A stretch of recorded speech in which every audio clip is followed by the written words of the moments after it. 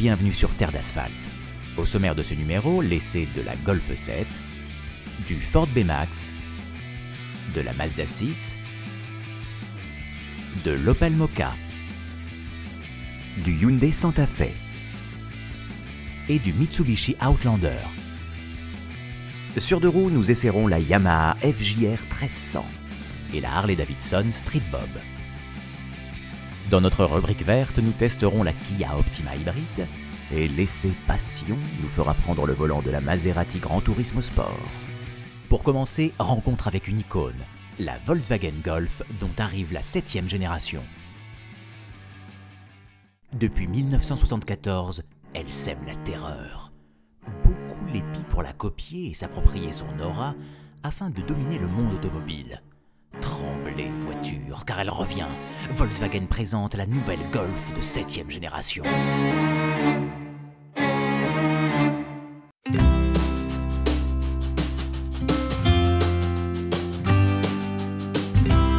Esthétiquement, on retrouve les grandes lignes qui font la Golf. On ne change pas radicalement un best-seller aussi facilement qu'il n'y paraît. Allongé de 56 mm, élargi de 13 mm et abaissé de 28 mm, on retrouve bien entendu la longue ligne de toit et les montants de custode spécifiques. Sur la droite, on note la trappe à essence qui suit les traits de cette nouvelle Golf. À l'avant, la grille de calandre s'est affinée, ce qui fait paraître le logo plus gros alors qu'il ne l'est pas. On note l'apparition d'un jonc chromé et un capot repositionné par rapport aux ailes. Ce capot semble également plus long, notamment grâce au train avant qui a été avancé de 43 mm avec la nouvelle plateforme. Les phares intègrent désormais des feux de jour et adoptent un dessin encore plus affûté. À l'intérieur, le design est retravaillé, mais ne cherchez pas l'originalité ou l'audace. La finition et l'assemblage sont, comme on s'y attend, d'un très bon niveau. Un écran tactile de 5 à 8 pouces selon la finition trouve sa place en haut de la console centrale. Pas gadget du tout à l'usage, ce système permet d'alléger l'écran en laissant plus de place à l'affichage et de limiter le nombre de boutons sur la console. L'ergonomie a été modifiée avec un levier de changement de vitesse placé un peu plus haut. À l'arrière, les occupants profitent de l'augmentation de l'empattement avec un peu plus de place aux genoux. Le coffre gagne pour sa part 30 litres pour passer à 380 avec les sièges en place.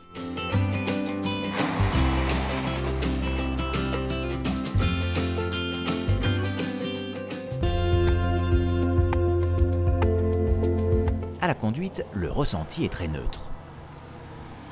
Le guidage est précis et réactif. La Golf ne bouge que très peu en courbe et le travail des suspensions est d'un excellent niveau tout en préservant le confort à bord. À aucun moment les suspensions n'apparaissent fermes ou sèches, tout au moins sur le modèle de notre essai, équipé du châssis DCC avec le contrôle dynamique et un abaissement d'1 centimètre.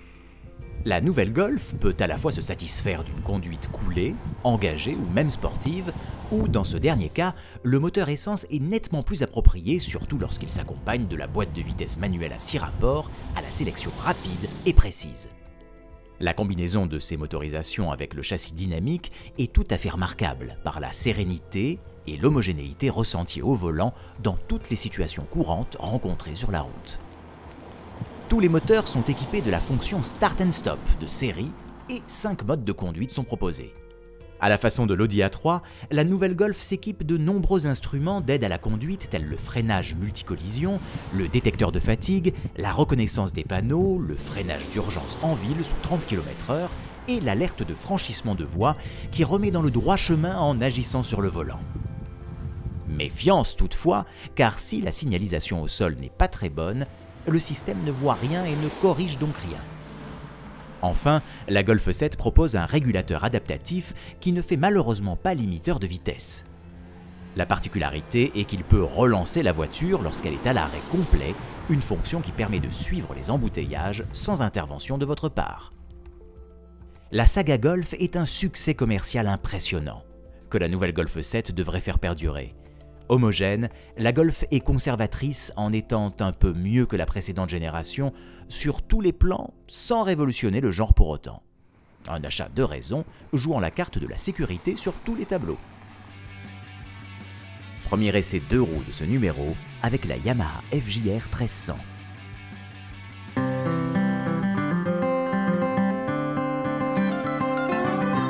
Lancée en 2001, la Yamaha FJR 1300 évolue tout en conservant son esprit.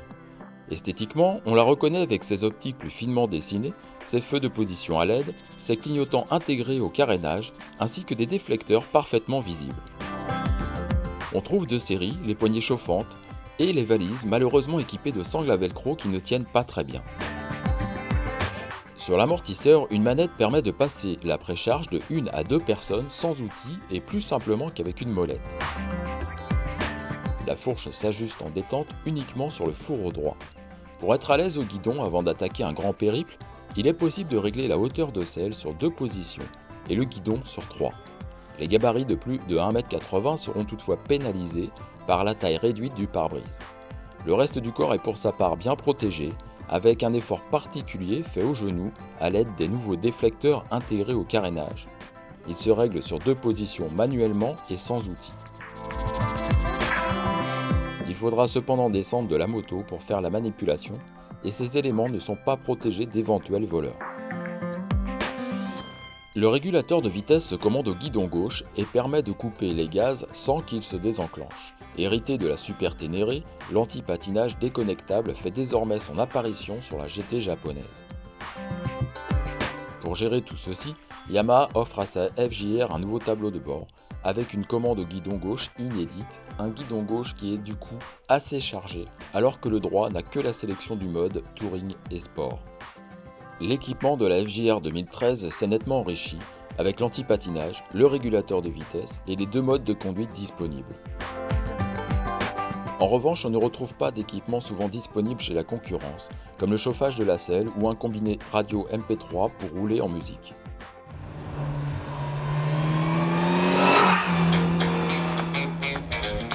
La FJR gagne quelques chevaux et newton-mètres dans un monde libre, plus 2 kW pour 146 chevaux au total et plus 3,6 Nm. Tout a été passé en revue afin d'optimiser le rendement et la combustion pour permettre de consommer moins tout en offrant un peu plus de performance. Au guidon, on retrouve un 4 cylindres tout en rondeur qui profite d'un surplus de puissance et de couple sur toute sa plage de fonctionnement et pas seulement aux valeurs crêtes. Ce n'est pas une révolution, mais l'esprit de la FJR avec ce moteur gorgé de couple est conservé. Dommage que la fermeté de la sélection soit également de la partie avec cette boîte à 5 rapports. C'est surtout pénalisant avec une conduite engagée où la rupture de charge est marquée, alors que de son côté, la commande électronique de l'ouverture des gaz se fait oublier. On l'apprécie particulièrement en mode touring avec une excellente linéarité qui préserve le confort du pilote et du passager. Le mode sport est bien plus réactif à la remise des gaz. Ceux qui préfèrent une conduite un peu vive privilégieront ce mode, le mode sport étant plus adapté au réseau secondaire. Passer d'un mode à l'autre se fait en un clin d'œil, même en roulant. La Yamaha FJR 1300A sera en concession à 17 499 €. Elle se placera face à la nouvelle Triumph Trophy 1200 à l'équipement complet et à la BMW R1200 RT, appréciée pour son confort et sa protection. Au printemps 2013 arrivera la version AS, avec la boîte de vitesse robotisée, revisitée pour l'occasion, et des suspensions réglables électroniquement.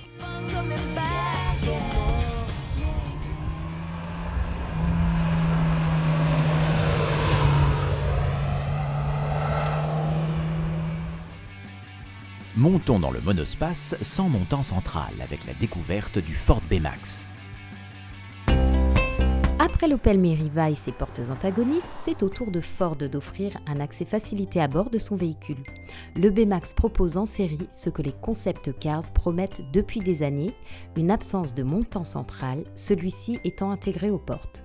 L'idée est d'avoir une accessibilité maximale aux places arrière de ce petit monospace en gardant la facilité d'ouverture d'une porte coulissante lorsqu'on stationne dans un parking souterrain par exemple. Le design ne diffère guère de celui des C-Max ou S-Max. L'air de famille est évident que ce soit au niveau de la calandre, des optiques à l'avant, des feux à l'arrière comme de la silhouette en général. On reconnaît le style Ford de ce monospace au premier coup d'œil. L'intérêt de l'auto face à ses concurrents réside principalement dans la cinématique de ses portes. Celles-ci, à l'avant et arrière, peuvent s'ouvrir indépendamment l'une de l'autre. Avec le montant central intégré qui pèse dans la porte coulissante, la fermeture de l'intérieur peut par contre s'avérer difficile pour les petits bras d'un enfant en comparaison avec un autre système. Il faudra aussi qu'il fasse attention à ne pas accrocher la gaine en bas de la porte avec son pied en grimpant sur son siège. En revanche, l'accessibilité est remarquable pour un véhicule de 4,08 m. Prendre place à bord ou installer un siège auto est un jeu d'enfant. Et pour transporter quelques affaires encombrantes, les dossiers s'abaissent pour offrir un plancher plat toujours pratique. Notre B-Max dispose d'une motorisation diesel 1,6 litre TDCi de 95 chevaux. À la conduite, même si on n'a pas le ressenti que peut offrir un C-Max par exemple, le B-Max s'avère agréable face à ses concurrents. Le moteur TDCi mériterait certainement quelques chevaux supplémentaires pour offrir plus de vigueur au B-Max, qui a un poids à vide assez important dans la catégorie, mais il ne pénalise pas une conduite familiale pour autant. Au final, le B-Max propose une solution d'accessibilité originale et convaincante, sans lésiner sur la sécurité puisqu'il a obtenu 5 étoiles Euro NCAP qui comprend des tests de chocs latéraux. L'offre d'équipement est importante pour permettre de profiter d'un petit monospace équipé comme ses grands frères. La gamme essence débute à 15 800 €, la gamme diesel à 18 050 €, soit 2 250 € de plus.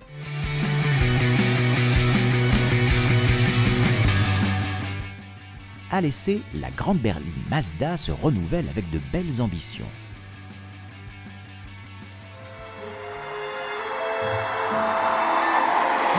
Ce qui se remarque le plus sur la nouvelle Mazda 6, c'est son style. Osé, bien plus affirmé que sur la précédente génération, il fait passer ce modèle du rang de sage berline à celui de vaisseau amiral prêt à en découdre avec la concurrence plus huppée. Ce nouveau dessin s'affiche sur une version break et sur la berline de notre essai équipée ici d'un moteur 2,5 litres essence de 192 chevaux avec une boîte automatique. Et chez Mazda, ce nouveau style inauguré sur le crossover CX-5 porte le nom de Kodo. À l'avant, la large calandre noire soulignée de chrome est enserrée par des optiques effilées à l'air sévère qui donnent à notre Mazda 6 une allure dynamique et renforcent le galbe des ailes. Ces formes musculeuses se retrouvent également sur la poupe au travers des feux étirés, liés par un jonc chromé chargé de mettre en exergue le relief du coffre et le logo. Le chrome est également présent tout autour des surfaces vitrées latérales, pour insister sur l'effort qualitatif que la marque japonaise souhaite mettre en avant. Les lignes extérieures de la nouvelle Mazda 6 sont donc bien plus distinctives et statutaires que sur la précédente génération.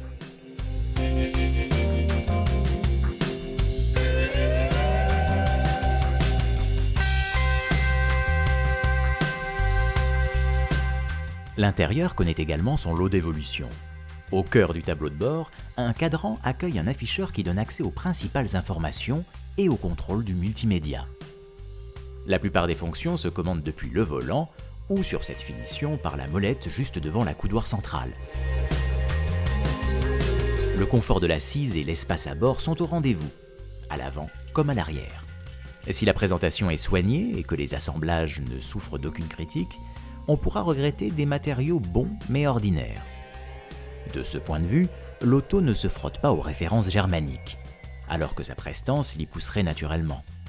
Pour les bagages, le volume du coffre est important, avec 489 litres, même s'il n'atteint pas celui d'une Passat par exemple.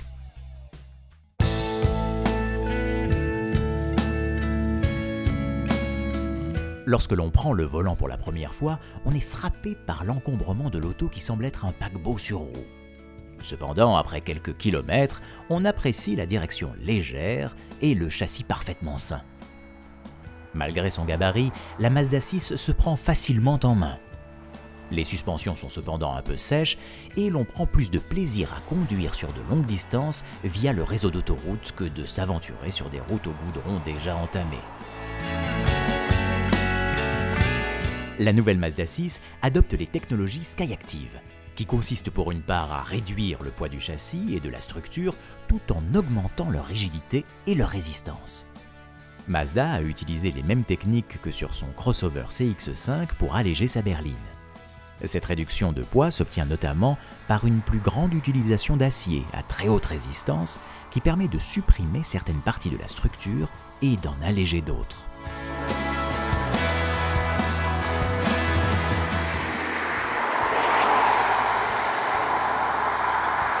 Un autre point de cette technologie Skyactiv porte sur les motorisations à haut rendement visant à baisser les consommations. Le 4 cylindres de litre 5 qui anime notre Mazda 6 affichait tout de même une consommation moyenne proche de 9 litres 5 au 100 km. Discret la plupart du temps, ce moteur sait se montrer vif lorsqu'on appuie franchement sur l'accélérateur en montant allègrement dans les tours. De son côté, la boîte automatique enchaîne les rapports aussi discrètement que rapidement. Le seul bémol vient du e-stop, le système d'arrêt et redémarrage automatique du moteur qui s'avère très peu discret.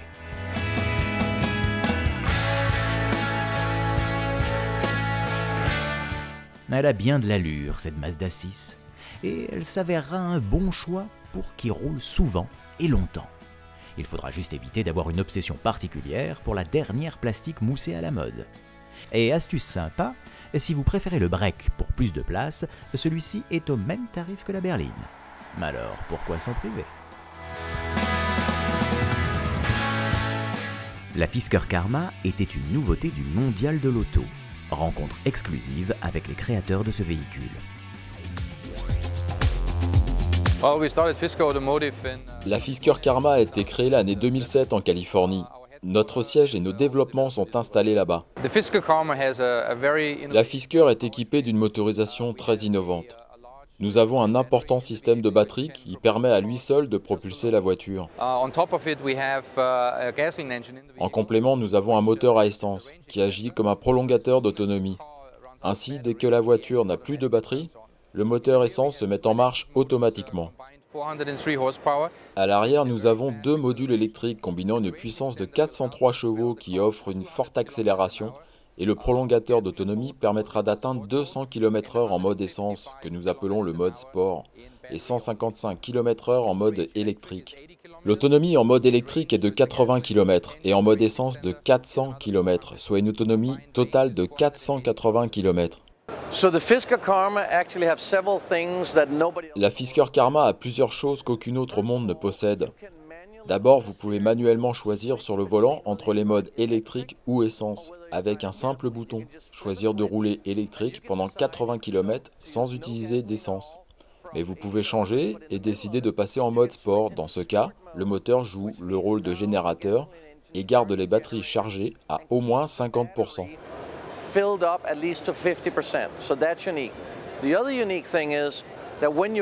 Quand vous freinez avec cette voiture, vous avez un freinage régénérateur. Vous pouvez augmenter son action en agissant sur le volant, comme vous le feriez en rétrogradant avec une boîte manuelle, juste en actionnant les palettes au volant. C'est tout à fait unique. Bien sûr, ce que personne d'autre au monde ne propose, c'est ce grand toit solaire qui vous autorise 300 km par an complètement gratuit et sans émission. Je pense que cette voiture est parfaite pour la France. Les Français ont toujours apprécié le luxe responsable. C'est le cas de cette voiture. Tout de suite, un nouveau venu à l'essai dans le monde des SUV avec l'Opel Mokka. Le café, c'est le petit grain qui excite. Et l'Opel Mokka, c'est le petit crossover qui compte bien énerver la concurrence.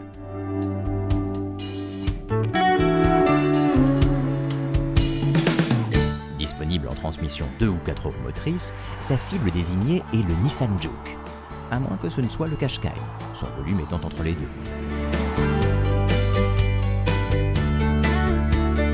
Le Mokka compte surtout s'affirmer par un style bien plus baroudeur que ses principaux rivaux, sans toutefois se lancer dans du défrichage en termes de design comme l'a fait le Juke. La calandre surlignée par un large jonc chromé est imposante. Les optiques volumineuses et le bouclier mêlant des coloris noirs et alu contrastent nettement avec la teinte de la carrosserie. L'inspiration du monde du tout-terrain est donc indéniable pour l'avant. L'arrière est bien entendu dans le même esprit, avec un bouclier volumineux et des feux mis en exergue sur les ailes aux galbes prononcées. On remarque le becquet en haut du haillon et les barres de toit qui ajoutent un air très dynamique à l'ensemble.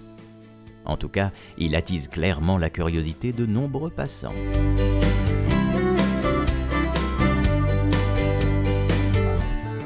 l'intérieur permet également au Moka de se distinguer.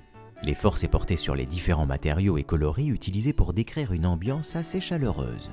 Le volant, le tableau de bord et la console centrale donnent un aspect qualitatif. Une agréable boîte à gants supérieure est là pour faciliter l'accès aux petites choses dont on a souvent besoin. On regrette cependant l'abondance de boutons pour accéder aux différentes fonctions.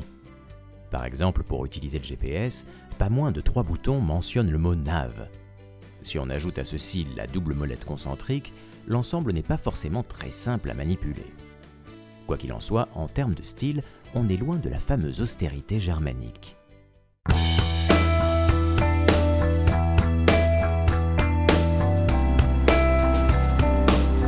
Correctement installé dans des sièges accueillants, à l'avant comme à l'arrière, le confort se laisse apprécier, aidé en cela par le bon niveau de suspension proposé sur ce Moka.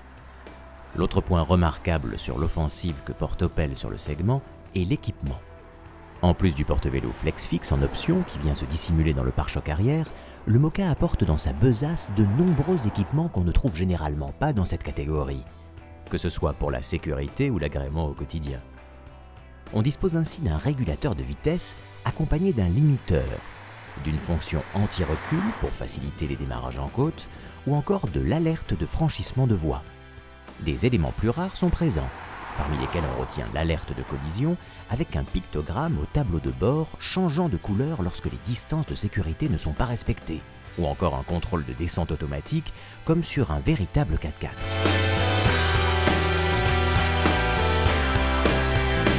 Notre Moka 4 roues motrices est équipé d'un moteur essence 1,4 litre turbo de 140 chevaux, avec start and stop de série. À la conduite, ce bloc essence est pénalisé par un couple de 200 Nm perché à 4900 tours-minute, avec une puissance maximale 1000 tours-minute au-dessus et à peine à 500 tours-minute du régime maximal, les relances de notre sympathique Moka manquent de tonicité.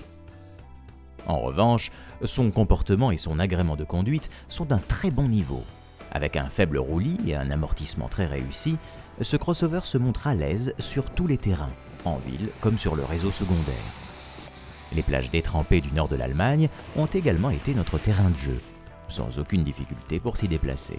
Pour la technique, la transmission 4 roues motrices ne pèse que 65 kg et peut passer de 100% du couple sur l'avant à une répartition 50-50 de façon transparente pour le conducteur.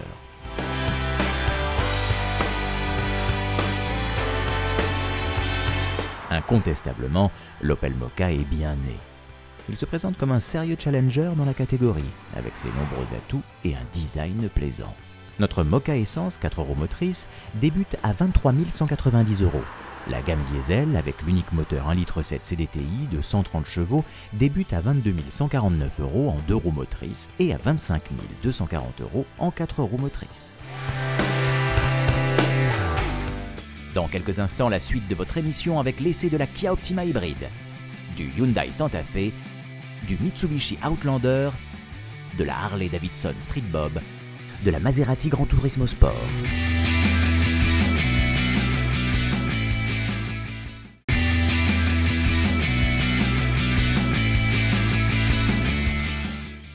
La Kia Optima passe à l'hybride, et c'est notre essai vert du mois.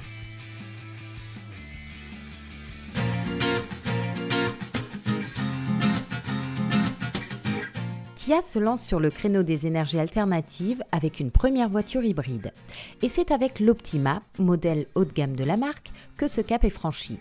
Avec la garantie de 7 ans, y compris pour la batterie, et une boîte de vitesse automatique à 6 rapports permettant de rouler en mode tout électrique jusqu'à 100 km/h, l'auto semble alléchante. Et s'est transformée ?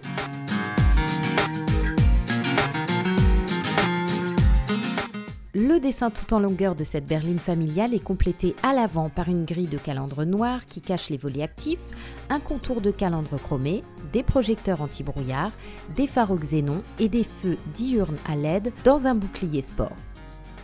On note la présence de jupes latérales sport et à l'arrière d'un bouclier sport également, ainsi que d'un béquet discrètement apposé sur le dessus du coffre. Les jantes en alliage de 17 pouces sont spécifiques à cette motorisation hybride pour un faible coefficient de traînée.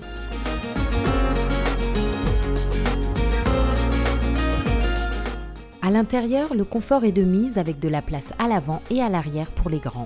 Une finition très correcte, un système de navigation tactile avec un écran 7 pouces et une excellente sonorisation signée Infinity. Parmi les équipements originaux, on remarque le siège conducteur ventilé ou encore le volant chauffant. Si la place ne manque pas à bord, le coffre perd 27% de son volume en passant de 505 à 369 litres par rapport à la version diesel.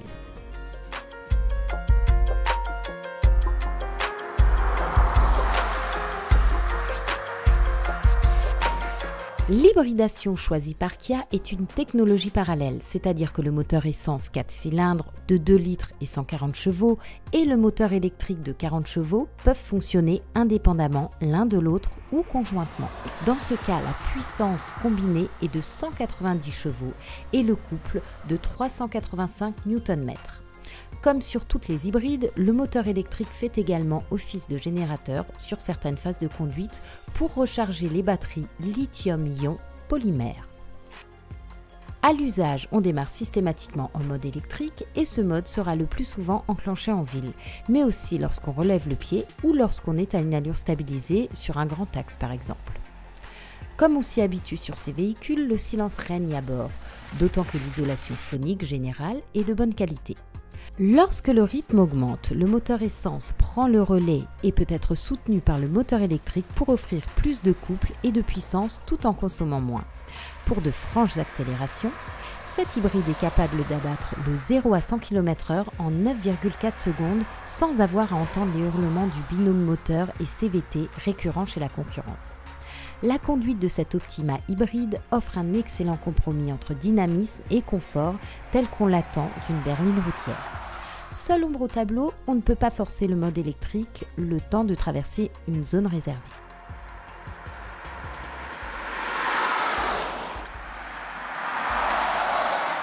Si l'Optima n'est pas la plus connue des Kia, cette grande berline familiale ne manque pas d'attrait, surtout en hybride. À 33 890 €, le même tarif que l'Optima diesel 1,7 litre CRDI de 136 chevaux boîte auto, l'hybride apporte le confort du couple à bas régime et le silence de fonctionnement en ville. Il nous épargne aussi la désagréable sonorité du diesel lorsque l'allure augmente. En conclusion, hormis le volume du coffre amputé pour accueillir les batteries et des équipements d'aide à la conduite indisponibles, l'Optima hybride est particulièrement convaincante. Le Santa Fe s'attaque aux routes islandaises et nous étions à son volant.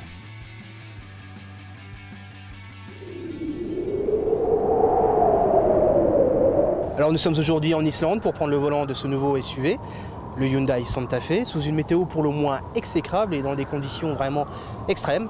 Alors c'est justement parfait pour tester les capacités de ce nouveau véhicule.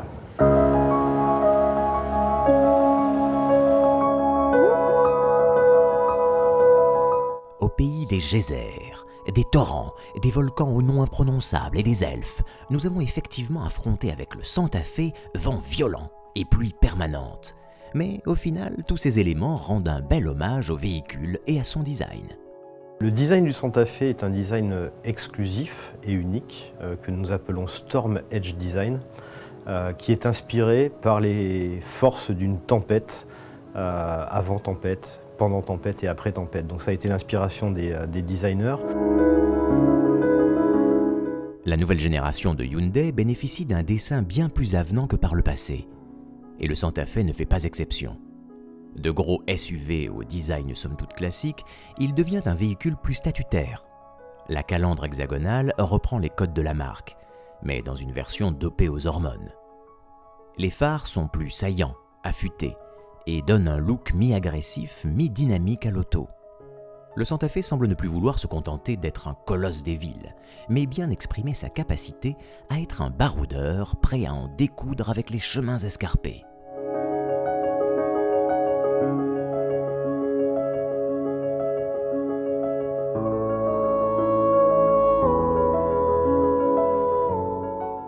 À bord, la transformation est du même acabit.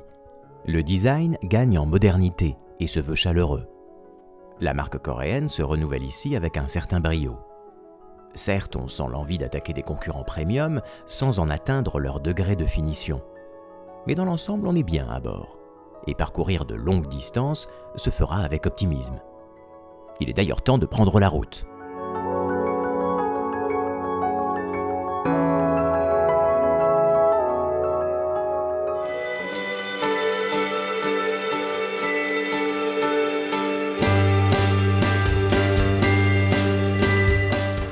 L'Islande est chaleureuse, mais dans notre cas, elle a tenu à nous réserver un accueil particulier, nous permettant de tester le Santa Fe dans des conditions climatiques rudes.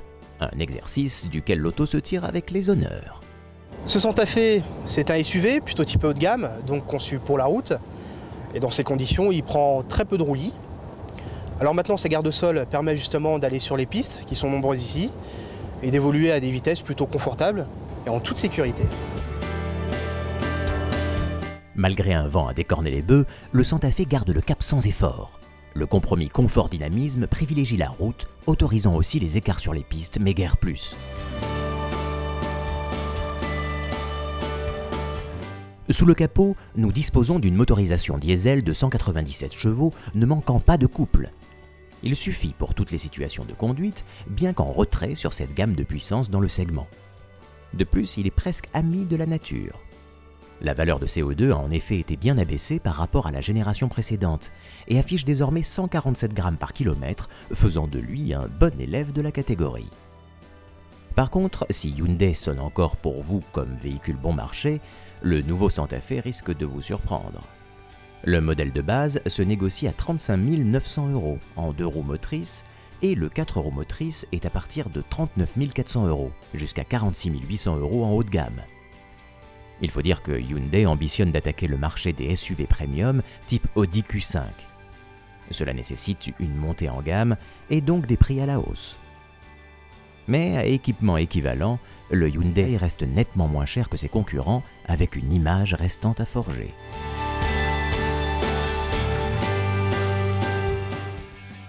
Le Trophée Rose des Sables, ou la course au féminin, c'est tout de suite dans Terre d'asphalte. La 12e édition du Trophée Rose des Sables vient de se terminer. Cette course permet à des équipages exclusivement féminins de partir à la découverte du désert marocain. L'idée a vu le jour grâce à Géraldine Ray. Alors j'ai eu cette envie de créer le Trophée Rose des Sables parce que j'ai évolué depuis mon enfance dans un monde viril, je dirais.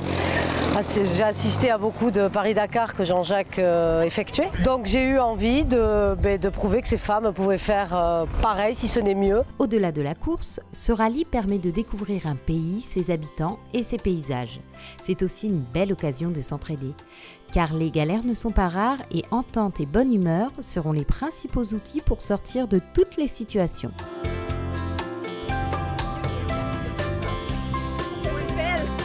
L'association Enfants du désert et le Trophée Rose des Sables ont à nouveau collaboré ensemble sur cette édition. Cela a permis d'apporter directement sur place 35 tonnes de matériel scolaire et médical, de vêtements ou encore de jouets. Autre moment fort, lorsque les 362 participantes ont formé un ruban rose humain sur les dunes. L'opération menée avec l'association Cancer du sein Parlons-en permet aux équipages de soutenir la lutte contre cette maladie. La prochaine édition est d'ores et déjà prévue et se déroulera du 10 au 20 octobre 2013. Rendez-vous est pris.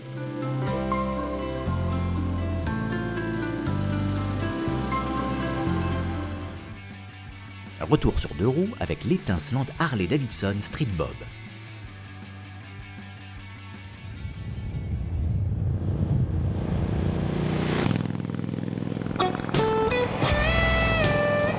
Arrivé en 2006 dans la gamme Harley-Davidson, retouchée en 2010, le Street Bob évolue en reprenant un certain nombre des récentes évolutions appliquées à la famille des Dyna, mais en perdant aussi quelques points de sa singularité sur le plan esthétique. Il ne perd par contre pas ses sensations de conduite avec sa selle très basse et le guidon à Punger pour fendre le vent les 2 points en avant en contemplant l'asphalte qui défile entre les bras devant le petit phare cerclé de chrome. Dans les grandes lignes, le Street Bob est un peu comme un grand 72 qui aurait troqué le 1200 des Sportsters contre le V-Twin 1584. Comme lui, il est proposé cette année avec les nouveaux coloris Hard Candy, ici un rouge pailleté qui brille de 1000 feux et fait tourner toutes les têtes. De l'ancien Street Bob, on retrouve les fondamentaux, à savoir un petit phare noir cerclé de chrome qui surplombe la grande roue à rayon de 19 pouces, un guidon haut Happenger avec son support gravé en son centre d'un Milwaukee USA, un large réservoir qui coiffe le V-twin de 1600 cm3, des commandes médianes, une selle très basse à seulement 648 mm et sur l'arrière, le fameux garde-boue tronqué. Le clignotant arrière intègre désormais les feux comme sur de nombreux modèles de la marque. L'autre perte de taille concerne le double échappement superposé. Adieu les embouts coupés nets, on retrouve une forme plus classique, semblable à celle des premiers Street Bob et des Sportsters. Enfin, on remarque l'arrivée d'un nouveau cache-batterie noir, des culasses noires, ainsi que des têtes de fourche de la même teinte. La console sur le réservoir intègre désormais le contacteur comme sur certains Softail. Le tachymètre avec un petit écran LCD affiche au choix les deux totalisateurs partiels, l'indicateur de rapport engagé avec le compte-tours ou l'autonomie restante. On note les changements apportés au Komodo qui permettent de changer l'affichage depuis le bouton trip présent au guidon gauche. Au guidon droit, on trouve les feux de détresse. Deux boutons séparés droit et gauche enclenchent les clignotants qui s'enlèvent automatiquement. La jauge est toujours astucieusement dissimulée dans le faux bouchon de réservoir à gauche. Côté voyant, celui de l'ABS fait son apparition puisque le Street Bob en est désormais doté, mais le témoin vert de 6e rapport engagé disparaît.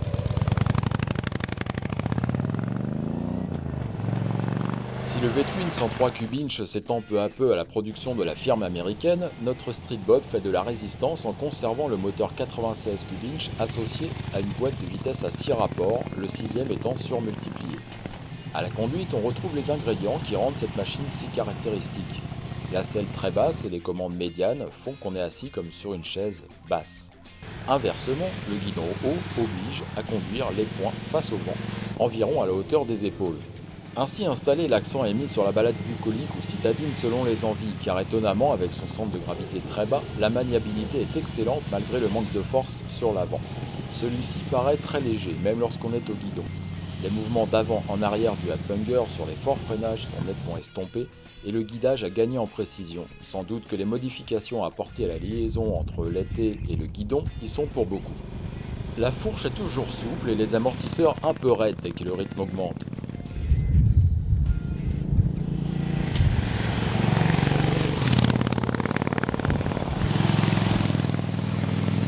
Au guidon, l'important est de se laisser transporter au son du V-twin à un régime régulier, en prenant soin de ses trajectoires pour ne pas briser l'allure. Confortablement installé sur la large selle bobber, les bras portés par le vent, prendre la route au guidon de cet Harley est avant tout une affaire de sensation. Au final, avec son grand réservoir et sa position de conduite peu fatigante malgré l'idée qu'on s'en fait, le Street Bob est toujours une invitation à de longues balades, à la campagne ou à la ville, mais toujours avec un seul mot d'ordre, la décontraction.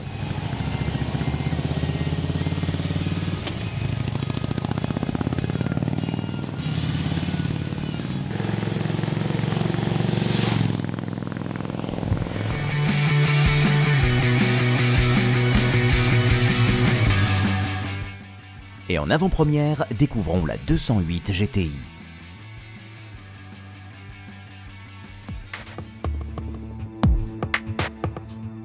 Les premiers propriétaires d'une 208 GTI pourront parcourir les routes à partir du printemps prochain. Cependant, pour terre d'asphalte, la Lionne a accepté de s'animer un instant en terres allemandes. Équipée du 1,6 litre THP 200 chevaux, l'auto annonce un couple maximal de 275 Nm et un 0 à 100 en moins de 7 secondes. En attendant de juger cela volant en main, voici les premières images exclusives de cette citadine vitaminée en liberté.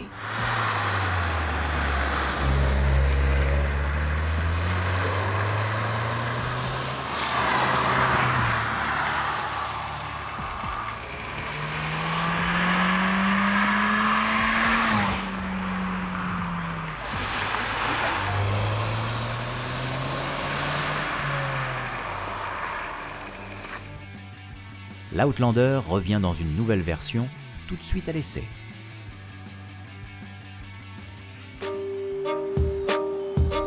Le Mitsubishi Outlander s'émancipe.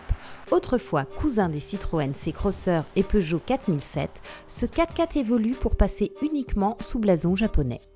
L'identité du véhicule change, et cela se remarque avant tout sur la face avant, avec une calandre différente du reste de la gamme Mitsubishi. On remarque au-dessus du dessin chromé le nom de la marque s'étendant sur toute la largeur du capot, une spécificité pour le marché français. Il en va de même pour la partie inférieure de la calandre, chromée également. But plus ou moins avoué, rappeler des codes du Range Rover. La face arrière change aussi radicalement, avec de nouveaux feux au design plus moderne. Le coffre électrique, selon les versions, s'ouvre sur un confortable volume de chargement de 591 litres en configuration 5 places avant d'installer la troisième rangée de sièges. Cette rangée est d'ailleurs une des grandes nouveautés de cet Outlander. Contrairement à la version précédente, mettre en place les sièges est désormais un jeu d'enfant. Mais ils sont clairement réservés à des jeunes enfants étant encore assez souples pour passer à l'arrière, ce qui n'est plus le cas de certains membres de Terre d'Asphalte. À l'intérieur, les changements sont également nombreux. Le poste de conduite gagne en qualité perçue avec l'utilisation de nouveaux matériaux. Si leur qualité est dans la moyenne sans plus, l'effort fait pour mêler noir, beige et même imitation métal sur notre version est louable. En haut trône un écran non tactile dédié au GPS.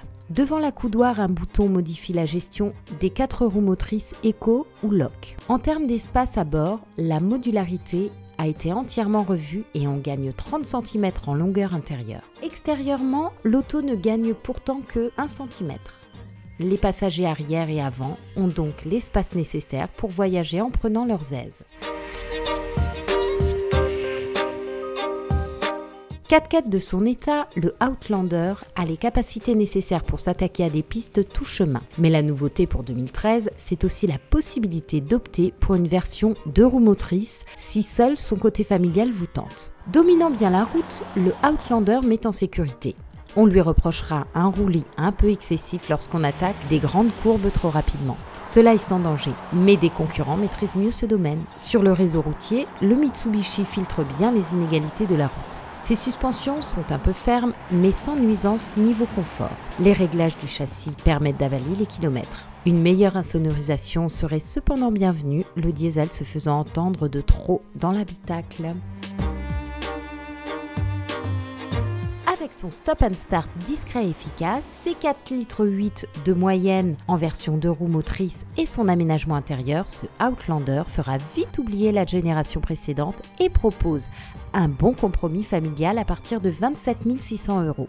Le véhicule marque un certain dynamisme retrouvé chez Mitsubishi et annonce également le futur modèle hybride que la marque promet sans compromis. Affaire à suivre.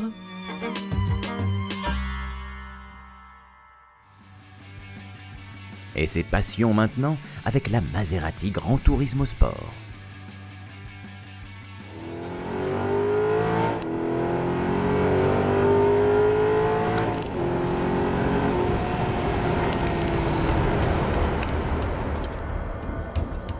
La Maserati Gran Turismo Sport est une de ces GT sur lesquelles les yeux émerveillés et les regards furtifs se posent inlassablement.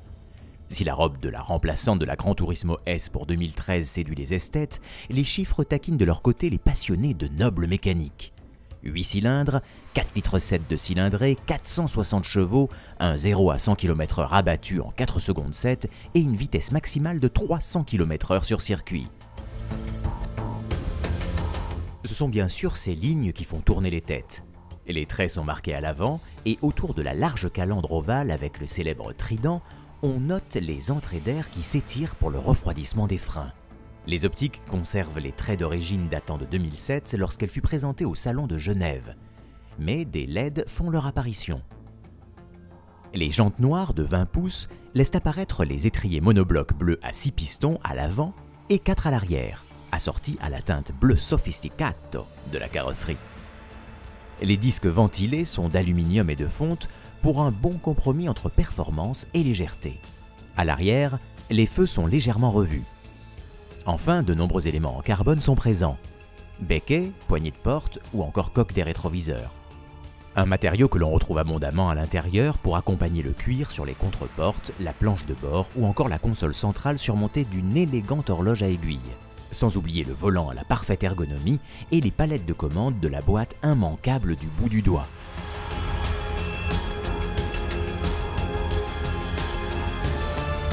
Le petit bouton Ice place l'auto dans une configuration plus propice à la conduite sur glace. Enfin, on s'attarde sur la très confortable sellerie cuir de ce strict 4 places.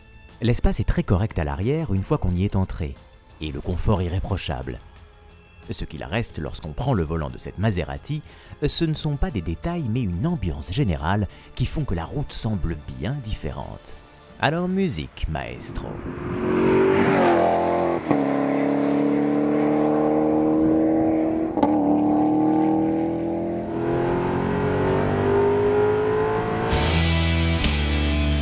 Le moteur 8 cylindres en V est couplé à une boîte séquentielle robotisée qui a la particularité de passer les rapports en 100 millisecondes. À la mise en route, le premier rapport est forcément engagé et la boîte en mode automatique. C'est-à-dire que c'est elle qui décidera de passer les rapports à la montée et à la descente accompagnés d'un coup de gaz plus ou moins marqué selon le régime moteur. Toutefois, dans ce mode idéal au quotidien, on ressent nettement les passages de rapport. L'autre mode est le mode manuel que l'on active en appuyant sur le bouton Auto. Là, notre Gran Turismo Sport dévoile un tout autre visage. Les rapports peuvent être tirés au maximum, la boîte ne passera pas la vitesse supérieure sans votre action sur la longue palette au volant. Avec un couple maximal de 4750 tours minute et une puissance maximale de 7000 tours minute, il ne faut pas hésiter à faire grimper le V8 dans les tours pour en trouver toute la quintessence. Attention cependant, on passe de la chevauchée fantastique à la prise de pied dans le tapis en une fraction de seconde.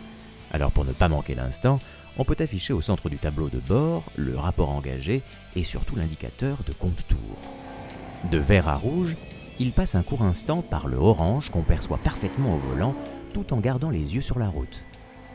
Ce sont les dernières millisecondes pour passer le rapport du dessus d'une piche nette sur la palette. Toute cette dynamique s'accorde avec le mode sport qui gère divers paramètres et de l'ouverture d'un clapet sur l'échappement qui amplifie très nettement la sonorité du moteur dans l'habitacle. On profite également d'un autre paramètre pour le contrôle continu de l'amortissement. Confortables ou fermes, à vous de choisir selon votre utilisation, les sensations de conduite en seront très différentes. Présentée il y a 5 ans, la Maserati Gran Turismo se part donc de cette déclinaison sport en remplacement de la S.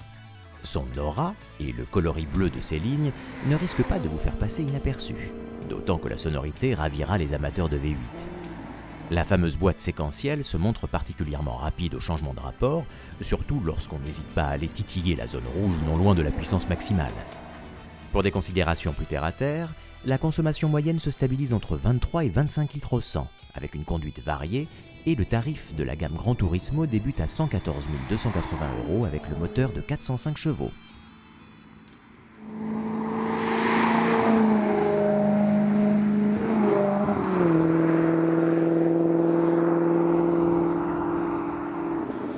Merci de nous avoir suivis et à très bientôt pour un nouveau numéro de Terre d'Asphalte.